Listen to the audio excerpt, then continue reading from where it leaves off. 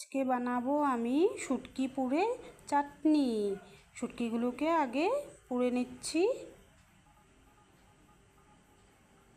তারপরে পোড়া হয়ে গেছে, এখন ভালো করে ধুয়ে নেব।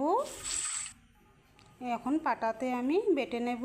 একটু রসুন আর কাঁচা লঙ্কা যে যতটুকু ঝাল খায় ওই অনুপাতে দিয়ে নেবে। এখন আমি বাটবো।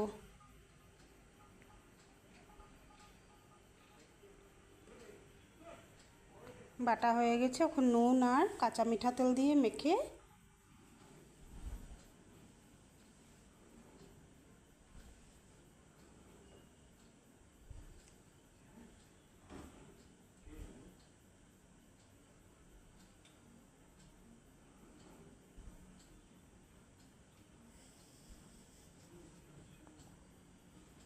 আমার চাটনি রেডি। একবার ট্রাই করে দেখবেন, খেতে খুব স্বাদ।